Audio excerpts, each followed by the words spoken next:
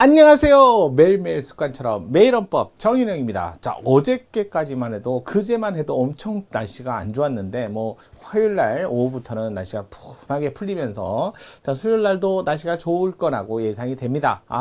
정말 날씨 어떻게 될지 모르겠어요. 또 좋을 거라 했는데 갑자기 막 눈보라 몰아치는 거 아닌지 뭐 5월달에도 눈 오는 거 아닌지 걱정이 됩니다. 자, 오늘도 문제 볼게요. 경찰 1차 공채 문제고요. 25년 1차 문제입니다. 자, 헌법 총론의 헌정사. 문제는 어렵지는 않지만 그래도 모르면 어려운 문제죠. 자주 들어야 돼요. 헌정사는요. 휘발성이 너무 강하기 때문에. 그래서 여러분 유튜브 그 채널에 그 보면 맨 위에 재생 목록 있죠? 거기 클릭하시면 그래서 여러 가지 목차가 나오면서 거기에 이제 요약 집중된 내용도 있으니까요. 그거 참고해서 들으시고요. 자, 정인영 공포 카페, 네이버 카페 가시면요. 그 판서 이렇게 치시면 찾기에 판서 이렇게 치시면 거기에 공포 카페 들어가서 판서 치시면 기본적으로 기본 강의에 관한 판서 노트라든지 뭐 그런 것들을 넣어놨어요. 그러니까 그런 거 참고하시길 바랄게요. 자, 그러면 바로 들어갈게요. 매일헌법 오늘 문제 보겠습니다. 자, 간단해요. 역대 헌법에서 헌정사 문제였고요. 적절한 것을 고르세요 라고 했는데 기본적으로 좀 설명을 드리고 나머지 문제를 보도록 할게요. 뭐 헌정사라고 그래서 뭐 다 할 수는 없잖아요. 여기 1시간 들어서 할 수 있는 건. 다만 이제 재헌헌법.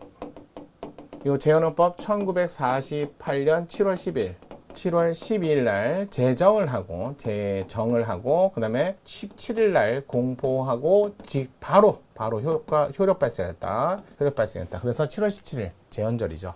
자, 기본적으로 이건 다 아실 거예요. 재헌헌법 당시에는 대통령제하고 의원내각제, 대통령제를 중심으로 의원내각제소를 가미했습니다.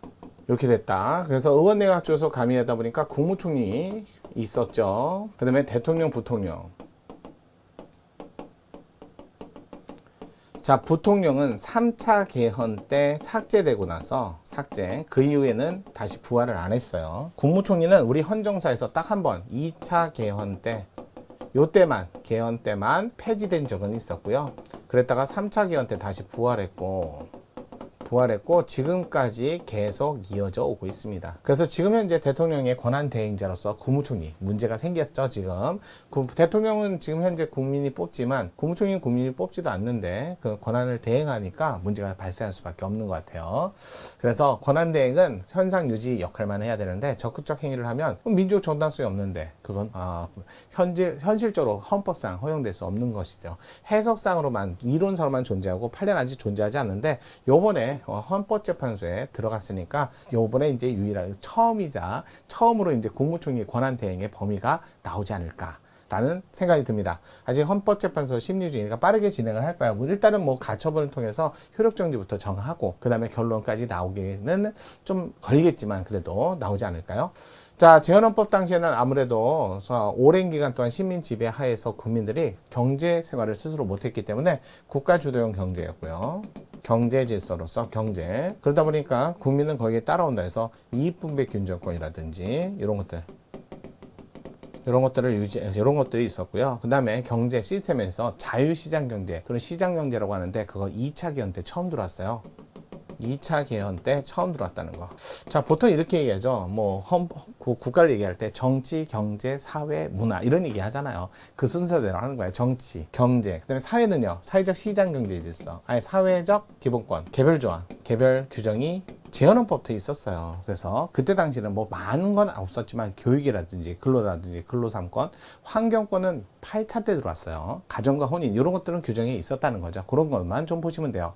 자, 그러고 나서 정치, 경제, 사회, 문화요. 우리나라 그래서 사회적 기본권 조항이라든지 자유시장 경제에서는 2차 개헌 때 들어왔지만 어찌됐든 기본적으로 우리나라 헌법에 사회, 국가, 원리는 명시적 규정은 없었어요. 원리, 규정은 명시되어 있지 않지만 당연히 인정한다. 이거는 헌정사부터 그러니까 재헌헌법부터 시작해서 꾸준히 한 번도 동일성이 깨지지 않았어요. 문화국가 원리도 마찬가지라는 거예요. 자, 이것도 명시적 규정은 없지만요. 당연히 인정합니다. 언제부터? 재헌헌법부터 쭉 이어져 왔다. 그래서 주로 이렇게 얘기해요. 정치, 경제, 사회, 문화. 뭐 개별 기본권 조항 같은 것들은 따로 재헌헌법부터 있었다, 뭐 없었다. 그건 별도로 하지 않고요. 그 다음에 1차 개헌 때 주로 했던 내용은 1차 개헌, 우리 이렇게 얘기하죠. 뭐 1차 개헌은 발췌 개헌이라고 얘기합니다. 발췌개헌, 공고 절차를 위반했다. 이렇게 얘기합니다. 그때 당시 발췌개헌 1안, 2안 있었는데 그 중에 하나를 선택하는 게 아니라 국회의결, 국민투표는요 5차 개헌인 3공화국 때 들어왔으니까 1, 2공화국 때는 국민투표 안 했어요. 국회에서 의결하는 과정에서 여기 의결하면서 발췌를 한 거죠. 1안, 2안 중 몇 개만. 그러다 보니까 공고되지 않은 이상한 헌법이 나올 수밖에 없었다는 거예요. 국민투표 안 했어요. 국회의결 이걸로 끝냈고, 그러면서 이제 발췌개헌, 공고에 반했다, 정당수에 반했다. 뭐 1차 개헌 그러면 대표적 특징, 그러면 대통령 어찌됐든 직선제로 바뀐 거하고 대통령 직선제. 그 다음에 양원제를 채택은 했어요. 채택은 했어요. 양원제. 하지만 실시는 안 했어요. 채택은 했지만. 실시는 안 했다. 요게 이제 1차 개헌의 주된 내용이고요. 2차 개헌 그러면 4.4.5.2 개헌이라고 하죠. 이거는 의결 정족수에 반했다. 어차피 국회 의결로서 끝내는데 마찬가지예요. 국민투표를 안 했거든요. 5차 개헌 때 처음 들어왔으니까. 그래서 4.4.5 개헌 의원 의결 정족수에 반했다.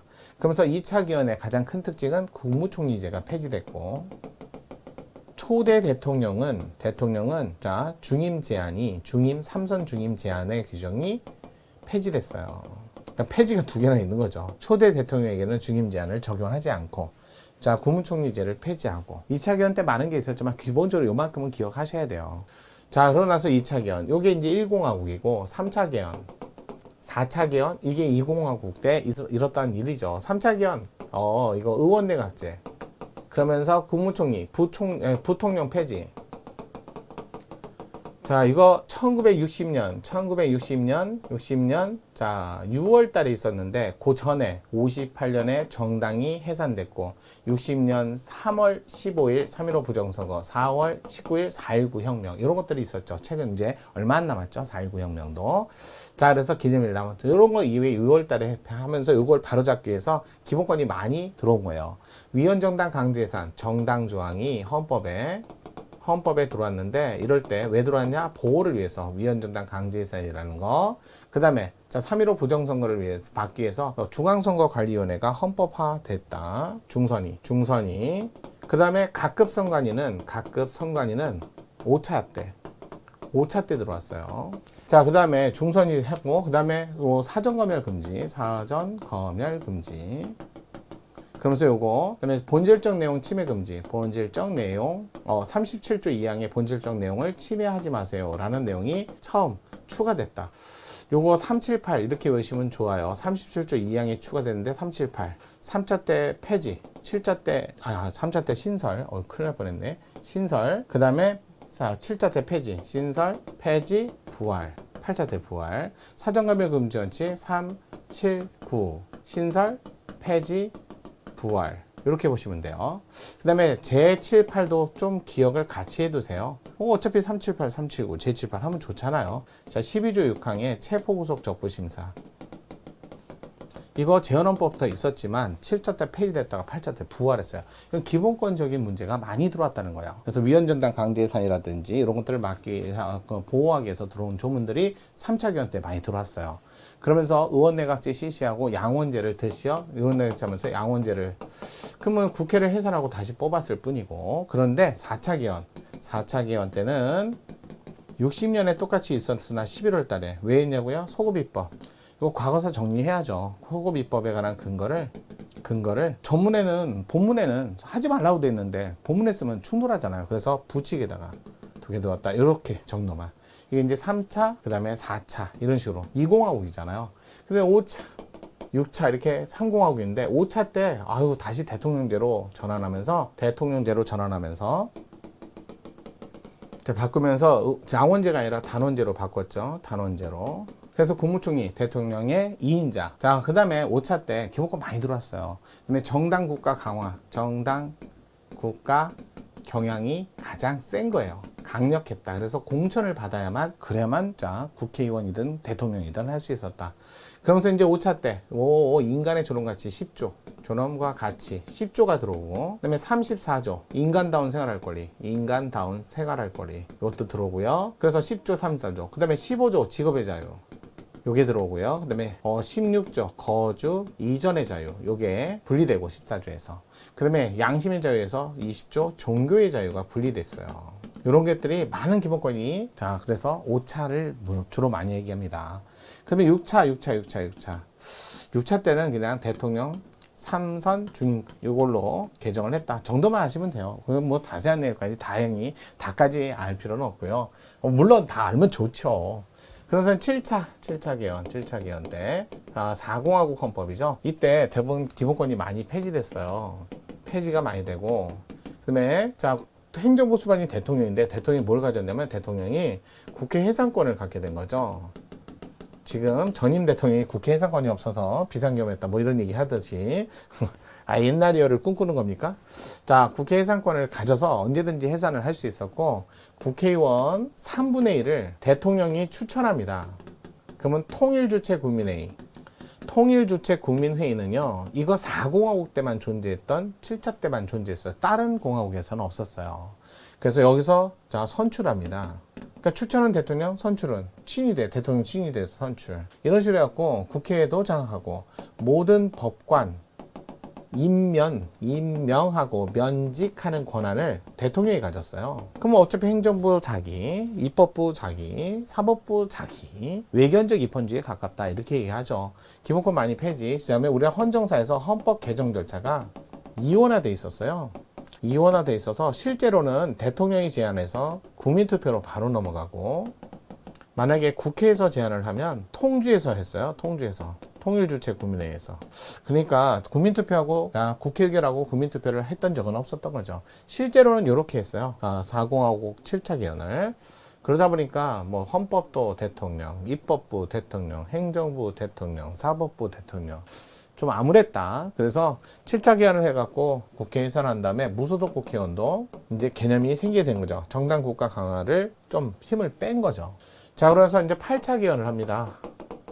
대통령 서거하고 나서, 돌아가시고 나서 이제 자, 전두환 대통령이 뭐 서울에 보면 영화도 있지만 어쨌든 8차 개헌하면서 뭐 기본권이 많이 들어왔어요. 행복추구권, 환경권, 히읗은 다 8차 때 많이 들어왔다고 생각하시면 돼요.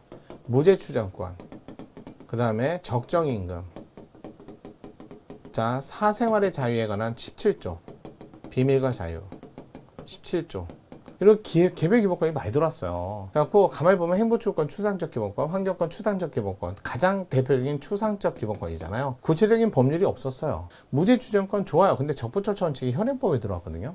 아니, 적정임금인데 최저임금제는 현행법에 들어왔어요. 그러니까 아직까지 뭐 실질화되어 있다는 내용은 없다라는 거죠. 사생활 비밀자유, 아유, 이것도 마찬가지예요. 일반적 기본권인데 솔직히 말해서 이때까지도 사전검열 했었어요. 8차가 아니라 9차 때 부활했어요. 금지가. 사전검열 됐잖아요. 그러니까 일반적인 뭐 생활, 사찰 뭐 이런 것들이 뭐 있었다는 게 법원의 판례로 많이 드러났었잖아요. 그래서 암울했다. 별로 좋지는 않았다. 여전히 대통령이 국회 해산권은 유지하고 있었어요. 해산권은 여전히 갖고 있었어요. 그러다 이제 9차 개헌하면서 대통령의 국회 해산권이 사라진 거죠. 해산권을 없애버린 거예요. 폐지한 거죠. 이렇게 되는데 또 국회 해산권이 없다고 비상겸을 하면 어떡합니까? 자, 그 다음에 9차 개헌 때 범죄 피해자 구조 청구권 이게 들어오고, 30조 형사 피해자 재판 절차 진술권, 이렇게 현실화된 거죠. 6대 환경보존법, 그 다음에 적부철차 원칙, 그 다음에 자, 최저임금제, 모성보호 이런 것들, 그 다음에 사전검열이 금지가 다시 부활, 이런 것들을 통해서 9차 개헌 때는 기본권 많이 생기고 부활하고. 자, 요 정도는 아셔야 돼요. 뭐, 헌정사 제가 뭐, 1시간짜리, 뭐, 이렇게 30분짜리 해드리면 좋은데, 아침 시간이나 또는 잠깐 이거 보시는 분들 입장에서 요 정도만. 자, 그래서 재생 목록 가보세요. 자, 1948년 재헌헌법은 선거권자 연령을 20세로 규정했다. 우리나라 헌법에 있었던 건 3차가 처음이에요. 3차가. 지금 현재는 선거권의 연령은 공직선거법 15조에 있습니다.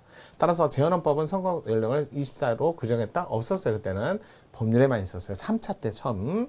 자, 1954년 2차 개정헌법 처음으로 지방자치, 우리나라에서 50년에 지방자치를 규정하고 51년에 처음 실시했어요. 실시. 그럼 54년이다 그러면 틀린 규정. 50년에 처음 규정 두고 51년에 처음 실시했어요. 그럼 이것도 틀린지 뭐. 60년 3차 개정헌법은 헌법기관 중앙선거관리를 맞죠? 가급선거는 5차. 3번이 맞네요. 60년 3.15 부정선거 이거 생각하시면 돼요. 이것 때문에 중앙선관위 들어왔다. 맞죠? 62년 5차 개정헌법은 지방자치단체장을 주민이 직접 선거토록 규정했다. 언제냐면요. 자, 51년에 처음 이제 했을 때 주민이 뽑고, 그 다음에 대통령은요, 두 개요. 서울시장하고 도지사는 대통령이 임명했어요. 그러니까 선거도 하고, 임명도 하고, 이게 섞여 있었어요. 그러다가 3공화국 때 잠깐만 정지. 그러니까 5차 때 정지했어요. 정지. 그래서 4공화국 때는 통일된 조국에서 하자. 그래서 통일 이후로 연기했어요.